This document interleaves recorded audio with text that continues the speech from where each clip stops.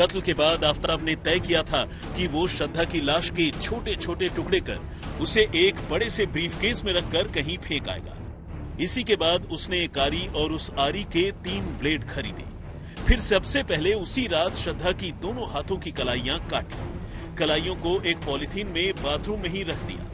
अगले दिन यानी 19 मई को उसने छतरपुर से ही कूड़े की थैली खरीदी। एक चाकू और एक चॉपर भी खरीदा। चाकू को बैग में रखा और बैग को पीठ पर टांग कर जब घर लौटने लगा तो बैग से चाकू की नोक दाएं हाथ पर बने टैटू पर जा लगी, जिसकी वजह से हाथ से खून बहने लगा। बाद में वो डॉक्टर के पास गया और 5 टांके लगे। इसके बाद उसने छतरपुर की एक दुकान से एक फ्रिज खरीदा। सिटी बैंक के क्रेडिट कार्ड से इसके लिए उसने 25,000 रुपए दिए। दुकानदार ने 19 मई की शाम को ही फ्रिज उसके घर भिजवा दिया था। फ्रिज आने के बाद आफताब ने शाम को ही श्रद्धा के दोनों पैरों के टखनों को काटकर अलग कर दिया। फिर उन्हें कूड़े की थैली में रख दिया। लाश के टुकड़े करने की वजह से बाथरूम में खून फैल गया था।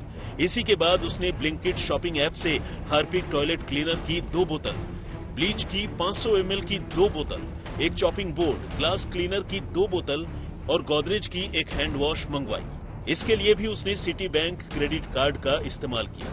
19 मई की रात को ही जब 10:30 बजे सारा सामान आ गया तब उसने बाथरूम के फर्श को पूरी तरह साफ किया। श्रद्धा के कत्ल के तीसरे दिन यानी 20 मई को आफताब मेहरौली मार्केट से ही लाल रंग का एक बड़ा सा बैग खरीद कर लाया। 2000 रुपए के इस बैग के लिए उसने गूगल पे से पैसे अदा किए। आफताब ने सोचा था कि इसी बैग में लाश के सारे टुकड़े डालकर वो बैग कहीं फेंक आएगा, मगर बड़ा बैग और भारी वजन की वजह से पकड़े जाने का डर ज्यादा था, इसलिए उसने अपना इरादा बदल दिया। अब उसने तय किया कि वो लाश के छोटे छोटे टुकड़ों को कूड़े की थैलियों में अलग अलग किश्तों में ठिकाने लगाएगा।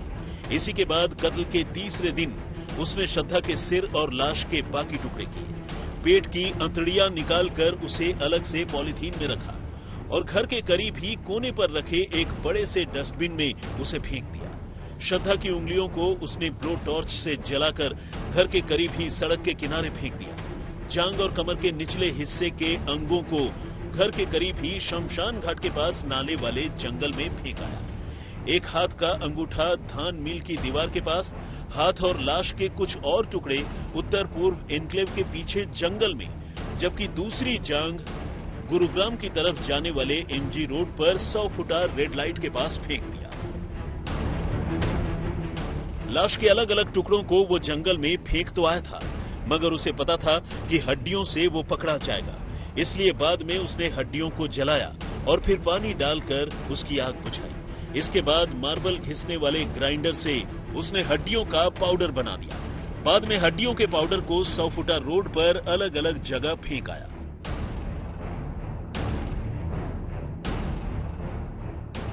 श्रद्धा के कत्ल को अब 3 से 4 महीने हो चुके थे, लेकिन श्रद्धा का सर, धड़ और बाहें अब भी उसने घर में फ्रिज के फ्रीजर में ही रखा हुआ था। दरअसल आफताब को डर था कि सर, धड़ और बाहों से पोल खुल सकती है, इसलिए वो इसे बाहर ले जाकर फेंक नहीं रहा था। आखिर करीब 4 महीने बाद यानी सितंबर 2022 में उसने श्रद्धा के सिर और चेहरे को ब्लो टॉर्च से जलाकर बिगाड़ने की कोशिश की। उसके बाल काटे, इसके बाद दोनों बाहें और धड़ को छतरपुर एनक्लेव के जंगल में फेंक दिया, जबकि बाल और श्रद्धा के कपड़ों को 60 फुटा रोड छतरपुर पहाड़ी के कोने पर रखे डस्टबिन में डाल दिया। यानी श्रद्धा के कत्ल के बाद पूरे 4 महीने तक आफताब उसकी लाश के टुकड़ों को ठिकाने लगाता रहा। इस दौरान श्रद्धा का फोन लगातार आफताब के पास था। श्रद्धा के फोन पर आने वाले हर मैसेज का जवाब वो खुद श्रद्धा बनकर दे रहा था। श्रद्धा ने अपने होठों पर स्टड लगा रखी थी। कत्ल के बाद आफताब ने उस स्टड को निकालकर एक डिब्बे में रख लिया था।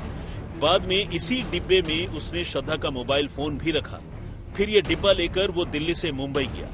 मुंबई में चलती ट्रेन से उसने मीरा भाईंदर की खाड़ी में उस डब्बे को फेंक दिया। चार्जशीट की पूरी कहानी ये बताती है कि 18 मई को श्रद्धा का कत्ल करने के बाद अगले 4 महीने तक श्रद्धा का सिर और चेहरा उसी फ्रीजर में रखा होता है जिस फ्रिज का इस्तेमाल आफताब रोजाना कर रहा था। जाहिर है फ्रिज खोलते हुए अक्सर उसे श्रद्धा का चेहरा नजर आता होगा। बेशक वो चेहरा बर्फ से ढका हुआ ही क्यों न। तो मैं चाहती हूँ कि ये केस हमारा fast track, time bound fast track हो, विदिन 2 मंथ्स में डिस्ट्रिक्ट कोर्ट से डिसाइड हो। मैक्सिमम जो पनिशमेंट की पूरा देश ही डिमांड कर रहा है, तो जो प्रोविजन है कि रेयरेस्ट ऑफ रेयर मैटर है, जो चार्जशीट फाइल हुई है कि किस तरीके से उसने टुकड़े किए श्रद्धा के, इन सारी चीज़ों से तो जल्दी से जल्दी इसमें कन्विक्शन हो और डेथ पेनल्टी से कम इसमें सजा ना हो। इसके लिए हम लोग पूरा प्रयास कर रहे हैं कि जल्दी से जल्दी हो चीज़ें। इस केस में हमने देखा है कि ज्यादातर दिल्ली पुलिस टेक्निकल चीज पे रिलाई कर रही है, जो चार्जशीट में भी है मोटा वो जो लोकेशन हिस्ट्री और इस आधार पे उन्होंने केस बिल्ड किया। लेकिन इसके अलावा जो केस के अन्य तथ्य है उस पर आपको क्या लगता है कि आगे की कार्रवाई आप लोगों की तरफ से क्या होगी? अब तो केस जब ट्रायल में आएगा तो उसकी टेस्टिंग होगी, क्या है क्या नहीं है। लेकिन ये केस कमज़ोर केस है और ये बरी का केस है, और आफ्ताब का मानना ये है कि आप वो बेगुनाह है और उसने कोई जुर्म नहीं करा है और उसे इंसाफ मिलेगा, वो बाइज्जत बरी होगा। तो ये थे आफ्ताब के लॉयर एमएस खान। इनका ये कहना है कि आफ्ताब बेगुनाह है, इस केस भी बहुत कमजोर है और आगे ट्रायल में जाके आफ्ताब को इस केस में बरी भी कर दिया जाएगा। श्रेया चैटर्जी और अरविंद ओझा के साथ हिमांशु मिश्र, दिल्ली आज तक।